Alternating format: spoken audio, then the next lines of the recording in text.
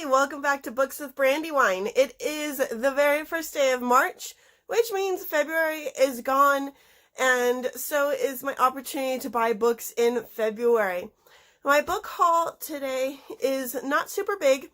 It mostly consists of just series that I was reading, so I kept buying the books, and also that awesome 50% off book haul that Barnes & Noble is having right now. For the book haul, I really wanted to buy a lot of books. But I went down the list and I looked to find all of the paperbacks that I was already planning on reading and already planning on buying. And I was like, all right, I'm going to get those while it's 50% off. I thought about getting the hardcovers that I want to read too, but I really I barely have room. As you can see, stuff is starting to pile on top of books way up above where you can't see. I have two huge stacks that are just reaching towards the ceiling. I'm running out of space. So I would really prefer to stick with paperbacks just because they take up less space. And I really love paperbacks. They're easier to hold while I'm reading. So without further ado, let's get to the books that I bought in February. So for the first ones, it's 3 Maya Angelou books. I started reading her autobiography, which I had here. I Know Why the Caged Bird Sings, which I bought in one of my previous book hauls, kind of just on a whim. I wasn't expecting to love it. It was just I wanted to read it because it's one I hear about a lot and a classic, but I fell in love with it, and I've been buying each of the autobiographies one at a time and reading them. So the second autobiography she wrote was Gathered Together in My Name, and then Singin and Swingin and Gettin Merry Like Christmas, and then The Heart of a Woman. And she has 7 autobiographies, so now I have the first 4. And I'm kind of deciding as I finish each book whether or not I'm going to read the next one. But she tends to hook me at the very end of the last book. So I'm going to do a whole video on the Maya Angelou books. So I will go way more in depth in them in that video. But these are 3 of the ones that I bought. And then I bought The Radium Girls, which is a nonfiction. It's by Kate Moore. It is the dark story of America's shining women. And I've actually been really curious about them. There is a, I forget what it's called. It's like an aeronautics museum here in Albuquerque. But there's a huge display in it that talks about how radium was used and its effects. And it even has one of those meters so you can see how radioactive stuff is. And I had just seen a special on it, just on these girls just before we went to this museum. So I've really been wanting to read this book. I don't remember off the top of my head anything more about them, but I'm really, really excited to read this book. And then I will get to tell you all about them. It is a nice, thick book. And then I got The Forgotten Book, which, the cover is just awesome. I mean, check that out. She's it's like an actual book that's come to life as a force. And there's another book too. It's called The Book Jumper, and I think The Book Jumper might be the book that came before this, but I think they're independent books. I don't think they're a series, and so I'm going to have to look into that before I actually start reading it, because if this is the second book, then I don't want to just start with the second book.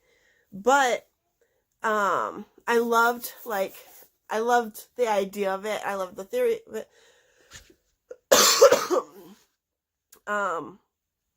All I know about it is what was on the back. But Emma finds an old book in an abandoned library, and things really start to go her way. Anything she writes in the book comes true.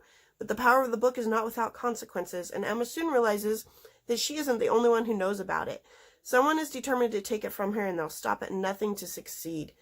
And so I love books that are about people interacting with books in some cool, awesome way. So I am really looking forward to this one. And I want to read her other book too, because it sounded really interesting too. I also got The Wizards of Once, which is by the same author as I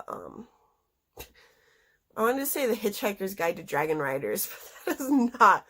Okay, what is it? How to Train Your Dragon. I don't know how I got Hitchhiker's Guide to Dragon Riders. It's my brain was thinking Hitchhiker's Guide to the Galaxy and Dragon Riders of Pern, and just not doing the right thing. But it's the same author as How to Train Your Dragon. And the world, I just love the cover. It looks like it's awesome. And the world just sounds really interesting. They did have the paperback version of this one also on sale for the 50% off sale. but not paperback, it was the hardcover version. And like I said, I don't really want hardcover versions, so I'm going to wait for that one to come out on paperback. But since it was 50% off and I was already planning on reading it, I got it.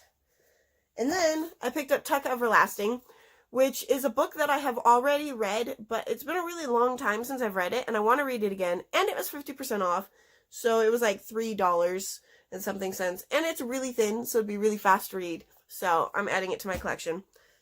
And then I got The Magic Misfits, which is a series that I've actually been staring at for a while, especially because it's by Neil Patrick Harris, and I've watched every single episode of How I Met Your Mother, and I love him in it, and I need to go watch the series Unfortunate Events too.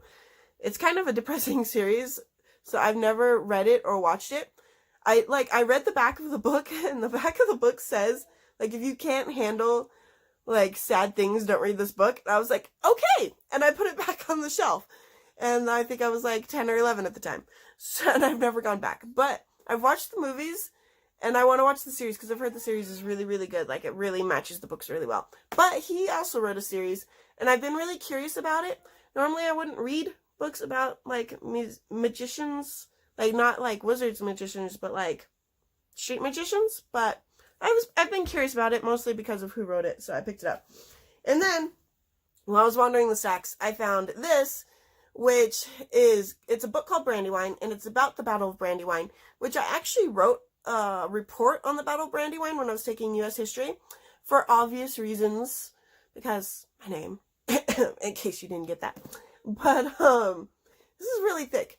Like, I don't remember being there this much information about the battle when I wrote the report on it, but it was a very, very important battle in the Revolutionary War. It really, really changed things.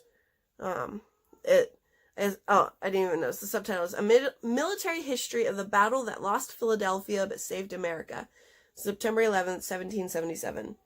So yeah, so I'm actually really looking forward to this book. I don't know when I'm going to get around to it, but I mean, like, it's intensive, like a lot of writing, but I actually really enjoyed doing research on the Battle of Brandywine, so I'm looking forward to that one.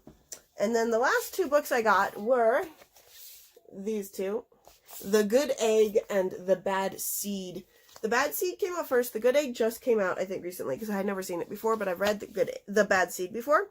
And basically, it's, if you are being judged as a bad seed, then you're going to become a bad seed, but you don't have to be a bad seed. You can choose to be whatever you want. And like the good seed, he was starting to get cracks because he was under, or the good egg, he was starting to get cracks because he was under so much pressure from trying to get the other eggs to be good, that he finally had to learn how to focus on himself and not be so bossy with the other eggs. And then he healed and everything was better. And there's more to it, but that's the basic gist of these stories. And I just think they're really, really cute. And I got them. I don't know yet if my son, like, which way he's going to grow up, if he's going to have a chip on his shoulder, or if he's going to be like the goody two-shoes like I was, or the chip on his shoulder like his dad was.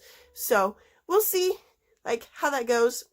But either way, I have one of each of the books to prepare. And then, because part of the book haul is if you buy 3 books, you get a free tote. So I got this tote here. And it said, "Reading is to the mind what exercise is to the body." Joseph Addison. And so I like my tote. So that was it. Those are all the books that I got in February. So I will see you guys next month with my March book haul, which is probably going to be mostly Shakespeare books as I prepare for April with all my Shakespeare reading. So I will see you guys in a couple days.